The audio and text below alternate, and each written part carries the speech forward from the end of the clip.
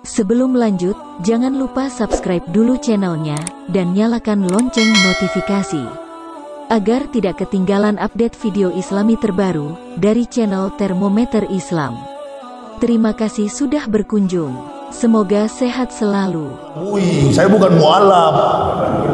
Saya Umar bin Khattab. Allahu Akbar.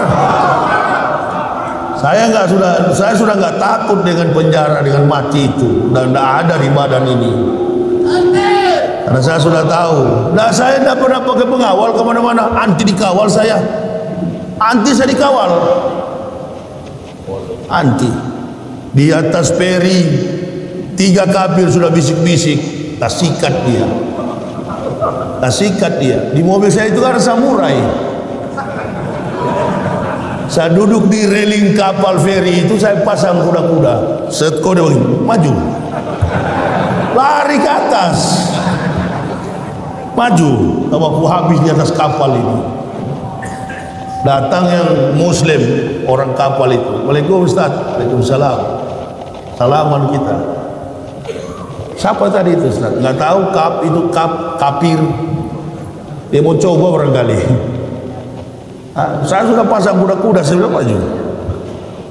Nggak ada yang maju. 3 lawan 1 padahal itu cocok sekali.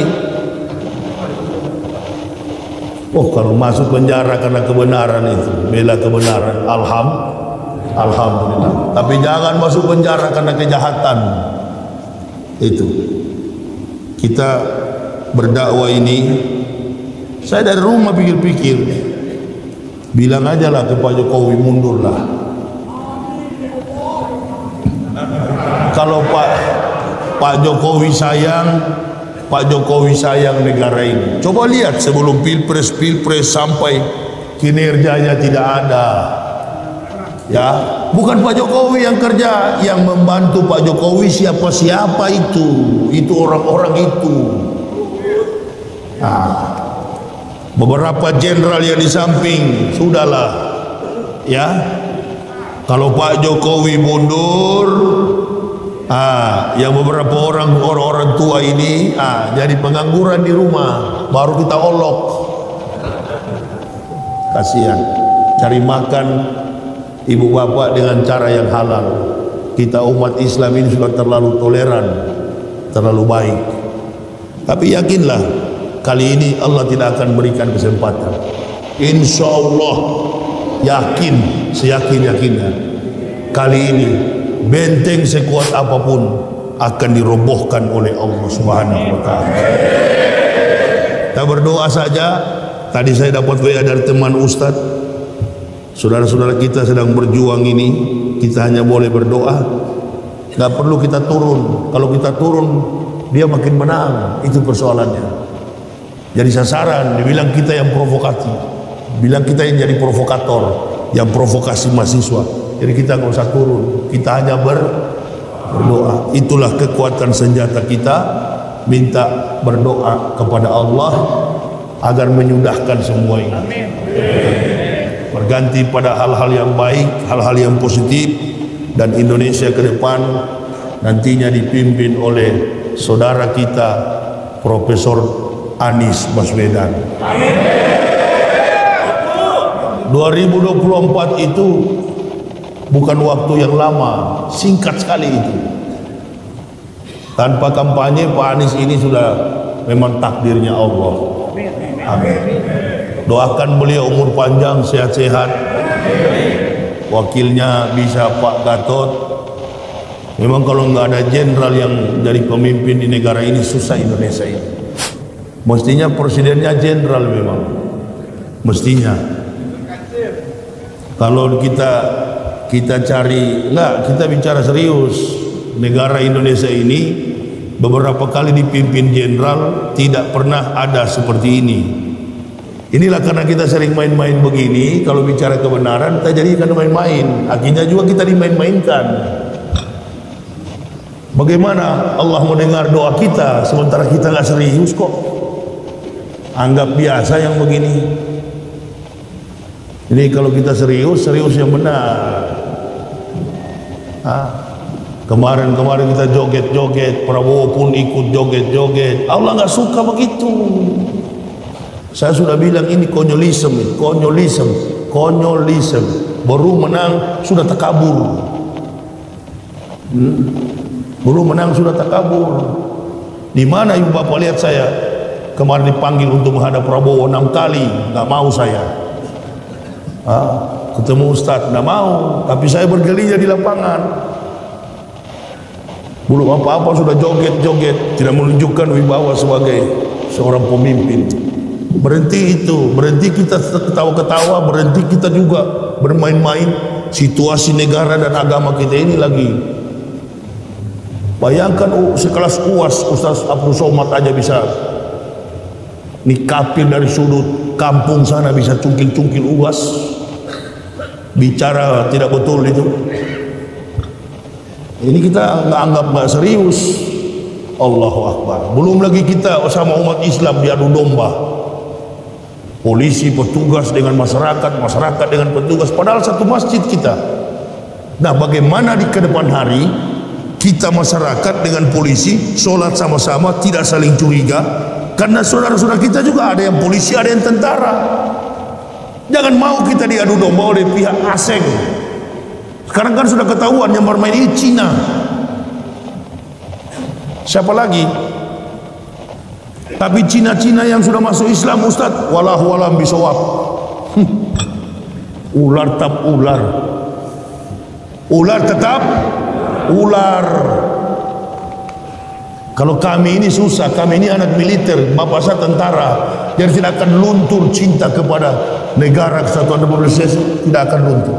Apalagi ditambah dengan begitu masuk Islam jadi penceramah, Allahu Akbar, menyatu di dalam jiwa, tambah semakin kuat.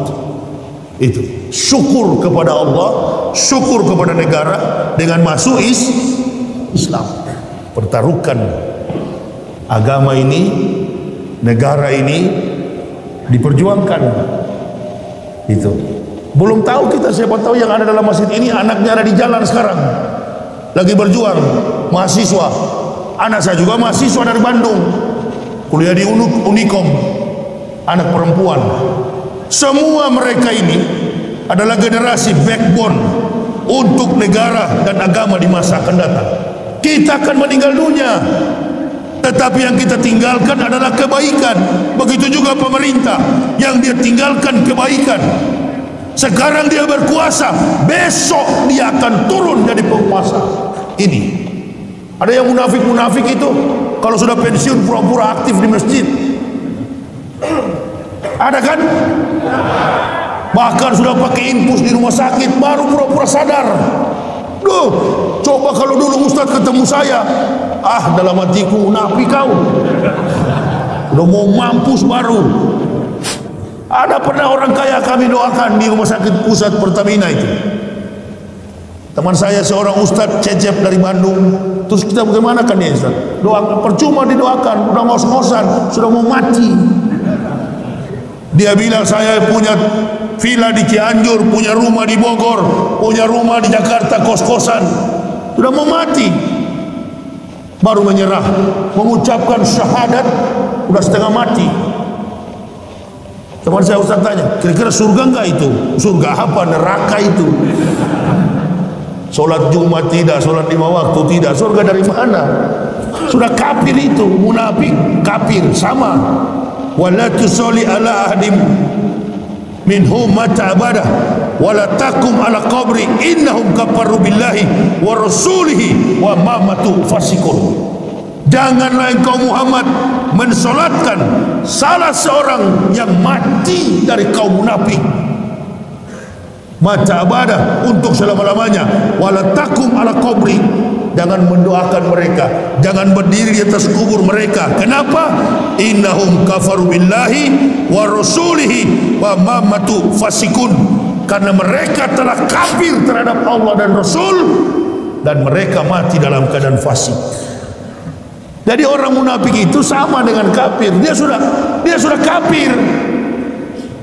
Mana mereka itu Ustaz? Netizen banyak kan? Saya Muslim, saya tidak senang dengan UAS, Saya Muslim, saya tidak senang dengan Habib Rizik.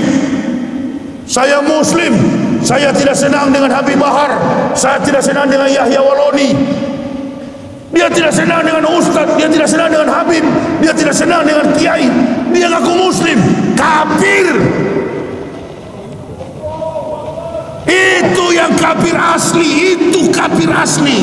Kalau yang sana itu Kristen, Hindu, Buddha, kalau kena hidayah, insya Allah bisa masuk. Ini yang asli kafir, ngaku-ngaku Islam, benci kepada ulama dan Habib. Itu kafir asli. Itu dilarang oleh Allah kepada Rasul SAW untuk mendoakan. Bahkan si monyet kafir yang ngomong-ngomong di YouTube itu pun dia bela-bela. Ini hati-hati jamaah, hati-hati. Yang menghancurkan Islam yang paling cepat itu adalah Abdullah bin Ubay bin Salil ketika sholat saf pertama di belakang Nabi Sallallahu Alaihi Wasallam. Itu kalau benih munafik sudah tumbuh dalam jiwa kita, ini karakter munafik, ini karakter pengecut. Orang munafik itu kebanyakan pengecut. Dia takut dibunuh, dia takut susah, dia takut miskin, makanya dia jadi munafik, menjilat kotoran kafir. Itu munafik. Itu dia takut susah, dia takut miskin, dia takut mati. Kafir taruh pedang di leher, dia menyangkal, dia takut dibunuh. Allahu Akbar. Ini nih munafik luar biasa. Saya ceramah di Jambi, datang seorang bapak-bapak, menangis. Saya, kenapa Pak? Saya menangis Ustaz, saya sedih. Kenapa? Termasuk saya kemarin yang membodoh-bodohi beberapa desa di sini supaya memilih Jokowi Maruf. Bahkan uang saya bayar. Sekarang inilah jadinya Ustaz begini-gini. Oh, kalau itu Bapak punya urusan, kenapa lapor ke saya? Tapi saya lah Ustaz yang begini. Ya, itu lain. Sekarang bukan lagi pilpres Pak. Ya, Ustaz bilang itu semua betul saya lakukan, terjadi pada saya karena saya takut Pak. Nah, ini kalau ada kepala-kepala desa di sini banyak juga yang munafik itu. Kepala-kepala desa itu. Oh, sudah nanti saya ini masyarakat, saya giring masyarakat, begitu. Supaya milih si A, milih si B, milih si C. Ini sudah lewat, tidak lagi. Tapi orang munafik itu kendati korban saudaranya nggak peduli. Yang penting dia bisa merasakan pemberian dari kafir. Jadi apa manusia itu kalau sudah tidak punya wibawa? Saudara sendiri pun dia bunuh, saudara sebangsa setanah air, saudara seakidah dia korbankan. Yang penting dia kaya. Innalillahi. Ini yang terjadi sekarang. Efeknya adalah ini. Ihsaru salasa asnafin minanasi wahum. Waspadalah dengan 3 golongan manusia di antara kamu. Yang pertama, al ulama'ul ghafilun, ulama yang lalai. Yang kedua, wal fuqara'ul mudahinun, orang miskin yang sombong. Dan yang ketiga, wal mutasawwifunal jahilun, orang sufi yang bodoh. Jadi ulama yang lalai, orang miskin yang sombong, dan orang sufi yang bodoh. Sufi tapi bodoh, yaitu kalau berdakwah selalu menjelek-jelekan sesama Muslim, bidah kafir kepada sesama Muslim. Giliran kepada kafir, diam-diam dia kerjasama. Ini ada di Indonesia. Kemarin sebelum ribut-ribut, belum pilpres, aduh, masjid-masjid itu, Masya Allah ribut gara-gara mazhab. Ini golongan-golongan yang datang dengan membidah-bidahkan sesama begitu Islam diganggu, nggak muncul dia. Kalau anjing ekornya masuk ke dalam, pengecut, tiarap. Islam diganggu dia tiarap. Kami ini kalau semakin diancam, semakin dilapor di polisi, semakin kencang. Saya sudah dilapor-lapor tuh oleh kafir. Bahkan pilpres kemarin saya dilapor. Bahkan saya telepon, kapan saya dipenjara jenderal? Enggak lah Ustaz, siapa yang panggil? Saya lihat nonton di TV, dilapor saya, nggak masuk penjara. Allahu Akbar, illa biidnillah. Kalau Allah kehendaki, Masya Allah masuk. Kalau Allah tidak kehendaki, aman. Polisi kiranya bodoh, polisi lihat, oh ini laporan apa ini, bilang si ini, siapa itu kemarin, Megawati, saya bilang supaya cepat mati. Ada itu.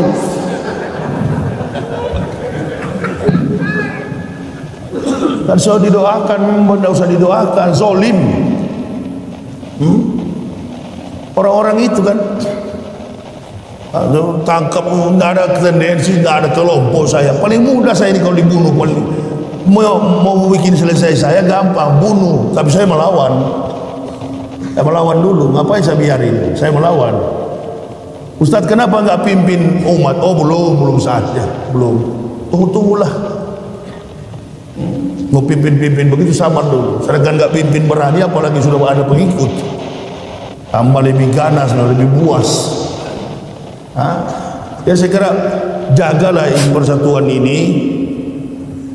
Yang paling utama ialah dalam perjuangan mahasiswa ini, saya melihat memang nggak mungkin Allah biarkan air mata kita yang kemarin itu, nggak mungkin. Dan ini adalah tanda-tanda kebangkitan Islam yang akan datang. Dia bangkit dari timur. Yang penting kita sesama Muslim saling menyayangi, tidak menjelek-jelekan. Masjid Tanah Abang ini, saya tahu ini masih perjuangan. Orang-orang dari daerah kemarin berjuang 212, semuanya ada di Masjid Al-Makmur. Jadi kami suami istri akan pamit. Mudah-mudahan nanti di bulan Maulud Desember atau Desember lah, nanti saya kasih waktu yang khusus hari Minggu, kita mainkan lagi di masjid ini. Tapi sound system jangan beginilah. Ya bang, nanti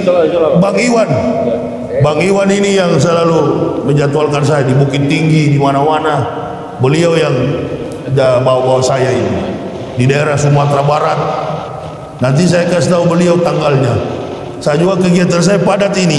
Ini dari ini bang, tanggal 27 besok, 28 dengan Habib Rizik yang kecil itu. Habib Rizik yang dari Kalimantan itu, Al-Qadri, adiknya Habib Bahar. Nah, kita sama-sama dari Manado. Besok malam besok saya di Batu Raja, khutbah di Lampung, ceramah di Batu Raja, balik ke sini di Jakarta sampai 29, 30 Jakarta, tanggal 1 ke Pontianak, tanggal 4 sampai 9 di Solo, 10 sampai 14 Surabaya, Gresik, Sidoarjo. Saya ambil jadwal ke sana, saya pikir jadi debat dengan Tuan Isra Sorong. Allahu Akbar, dibatalkan oleh apa saja, Polres dan Badan Kemunafikan Umat Beragama itu, apa BK, Badan Kemunafikan apa itu, BKUG atau apa itu, kumpulan orang-orang munafik semua di situ. Kok bisa-bisanya badan kerjasama apa? Bujilat kalian di situ, saling membenarkan. Sudah mau mati, sudah tua-tua, sudah itu dibatalkan oleh itu. Kenapa dibatalkan? Karena itu Soro itu terlalu berkoar-koar. Yang lapor saya Abdullah Wasian Foundation, Ustaz, ada WA-nya sama saya. Karena dia terlalu berkoar-koar, akhirnya tutup. Begitu orang kalau penakut, belum berkelahi sudah berteriak keras-keras. Coba sama saya tikam kamu, nggak berakal ditikam itu kalau masih pakai ngomong. Tapi diam-diam langsung tusuk, itu laki-laki, kan begitu. Ini belum apa-apa sudah koar-koar. Dia sudah tahu lawan Yahya Waloni kelas berat ini. Gini-gini pantatnya itu. Tapi ngapain saya melawan dia? Bajunya aja baju murah itu. Paling saldo dari rekeningnya cuma 2 juta itu. Jatuhlah wibawa saya itu. Biar miskin, yang penting Muslim. Sudah miskin kafir lagi.